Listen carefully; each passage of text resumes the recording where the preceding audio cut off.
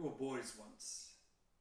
Embryonic rebels, we were conceived with clenched fists and we came out swinging. Always fighting. We would spar with hunger while our mothers assaulted an empty fridge and our fathers went to war from 9 to 5 in search of after-battle bounty. This was our daily family feud.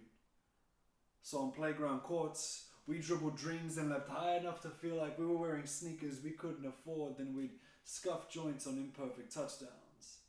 We had skyscrape knees. And we lived for the chilly, humid days because the fog meant we'd be toying with real-life clouds and our layups, then we'd hold rim till our palms bled, praying we could stay up because up here, our third world problems precipitated, and the screams of divorcing parents were just pretty lightning shows beneath us. And while we cared little for the likes of Shakespeare and Orwell because most of us couldn't read good Orwell, we comprehended the grammatical errors in the worry-line calligraphy on our mothers' faces. See, we hated novels, but we read open books cover to cover. We are the shriveled roots of an oaken generation raised by fathers that came home too late to see us and mothers that yelled too loud to listen. We were fed insults and knuckle sandwiches, fertilized with blood and bone. We were forced to grow up. Strained hard enough to find flaws, and eventually, that's all you start to see. Unsure of whether we were gifts or curses. After all, satin red ribbons and blood look the same. We strained hard to find ourselves in the mirror, and we saw nothing but mistakes. So we resorted to watching raindrops compete to the bottom of windows, waiting for life to Peter Pan out. We were lost boys, but we became men long before you did. We were addicts that lived horrors and shot up only to realize that the needle in our veins funneled memories that painted blueprints through bloody tubes. Every door pane knocked on, every room it filled, and every fireplace it threw liquor in sketched its way across a biological network we wished we never toyed with.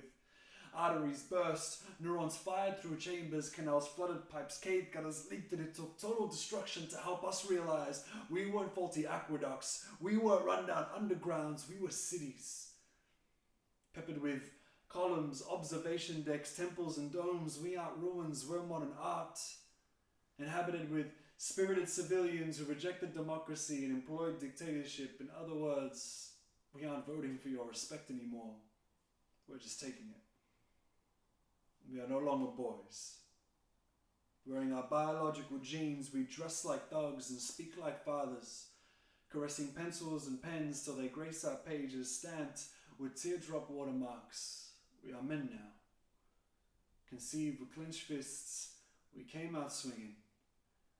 And we never stopped fighting for the cities we built within us and the nations to come.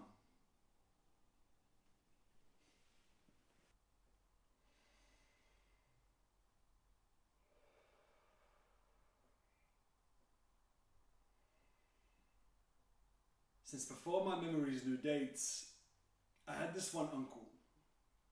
Every time he saw me slouch or hunch over, he'd walk up behind me and bend me straight. Shoulders back, Habibi. Men walk proud. Men keep their heads up, puff their chests out, and stand tall. Honestly, men take up way more space than they need to. But I had this brand of masculinity beaten into me. I ate my oats, did my push-ups and sit-ups, and walked like the world was mine. My friends and I conquered the tallest spires, beat our chests and roared. Some would call us titans, but others would think us little more than oversized gorillas. We grew up too fast and wore meme mugs for masks, all in the hopes that we could erase any trace of ever feeling helpless in the past. We, Coca-Cola generation, born on fault lines, shook since birth and told to bottle it up. We, glass mansions with brick pattern wallpaper. We, who were unafraid to throw stones all the same. We apologize. Forgive us, for we know not what we do. I know I am still changing. Cocooned within a facade, I am on my way to butterflydom.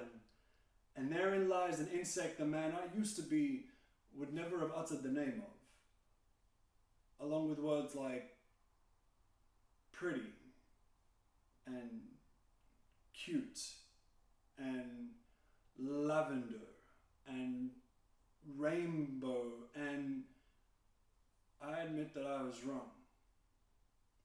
I, masculine, am too arrogant to ask for directions. It's no surprise it took me 29 years to find myself. I spent so much time pretending I am a man to cry. But my bed is a vessel for confessions and tears. It knows both too well. Maybe that's why it takes so much time getting out of it most mornings. Maybe we're just not done talking yet. And I'm not done crying.